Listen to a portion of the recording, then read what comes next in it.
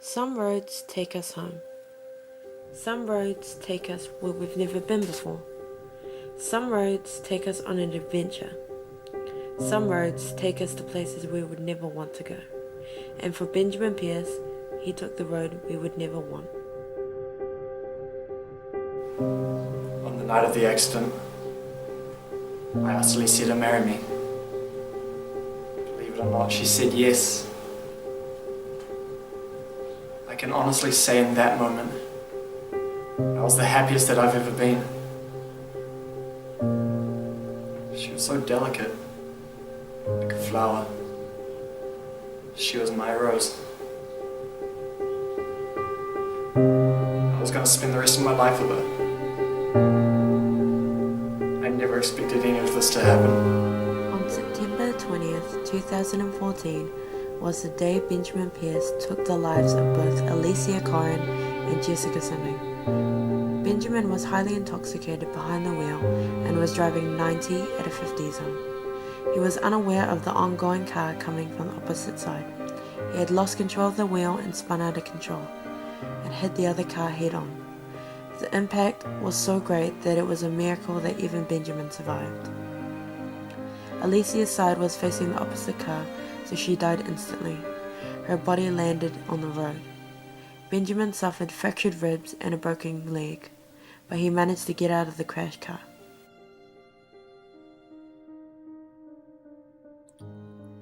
As a person who was there on that night, it was horrifying. It was scary. I was walking my dog, late at night, and all of a sudden I hear this big car crash. And I see people running. There are police there. They're finding them there. So I go, and I mean, it's heartbreaking. And you ask, well, what happened? And they just say, well, some idiot decided to drink drive, and now this big accident has happened. And it's just to see her lying there just lifeless because he decided to drink and drive just was scary. And Party, I started to have a few drinks. The boys, shot after shot after shot. Even Alicia had a few. I honestly thought I'd be fine to drive. We didn't need to buy a taxi. God, was I wrong. Just driving. Everything started out fine. But on those straight narrow roads, things start to blur. I remember Alicia talking to me about a new ring. She loved that thing. But her voice became a blur. The whole road started to fade. I felt myself sway to the right, and then regain consciousness just as the lights were coming. Bang! It's the last thing I remember. When I came to, the car was flipped. There was blood coming from my forehead, and Alicia was nowhere to be seen. I got in my car and looked for her. I found her on the road. Her face had been torn up by the gravel on the road. Her eyes were open, but she was gone. I remember falling to my knees. There was nothing I could do for her. Her ring was covered in blood. The other car was a little girl and her mother screaming. She was dead. Mother turned to me and she yelled, "This is your fault! You did this!" I can never forgive myself for what happened.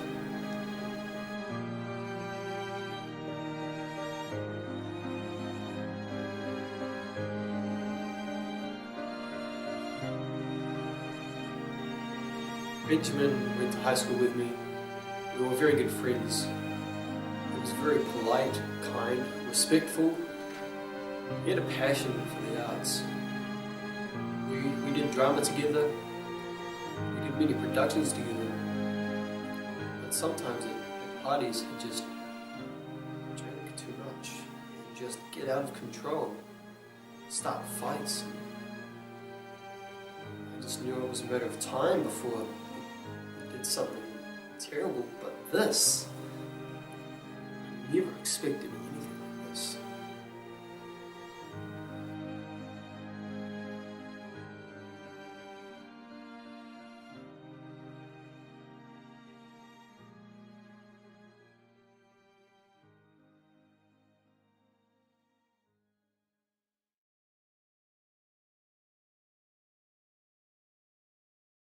See the point in the blame game, because he loved her and he has to live with it.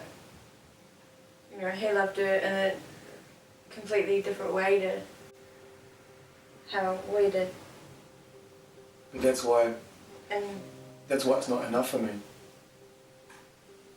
It's terrible, but like it's not enough. but what more could you do? Like what more would you need? I don't know. I don't want him to be around anymore. I don't want him to be. Happy, Yeah. living just his not life. just not even alive. We get to deal with someone not being alive. So what about his family? They can still go visit him, but we don't get to. And they can think about when he comes out and restarting his life. We don't get to. But that doesn't make me feel any better.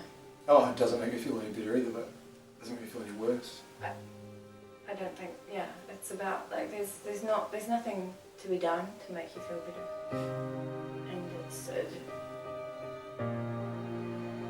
just a thing that you have to learn to live with. Living with an absence of.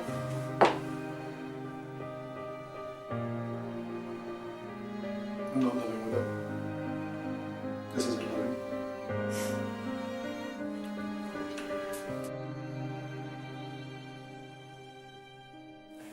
Alicia was a respectful, bright young lady that always saw the good in people. She enjoyed going to her sport and she enjoyed working outside of school. She always had a big smile on her face, ready to help anyone or to do anything for someone. I just miss her so much every day. I miss her smile. Everyone misses her smile and her presence. And yeah.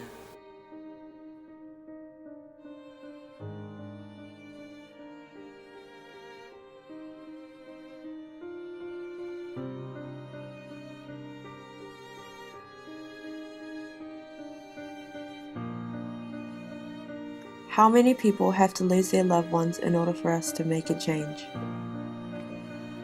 New Zealand is the second highest country in the world for deaths resulting from car-occupant collision. Each year, young drivers cause nearly half of all alcohol-related road crashes. Benjamin's story needed to be shared to show people that stories like this happen way too often in New Zealand. One small mistake can affect the rest of your life and others around you. Please, let's raise awareness and put a stop to drink driving and make our streets safer.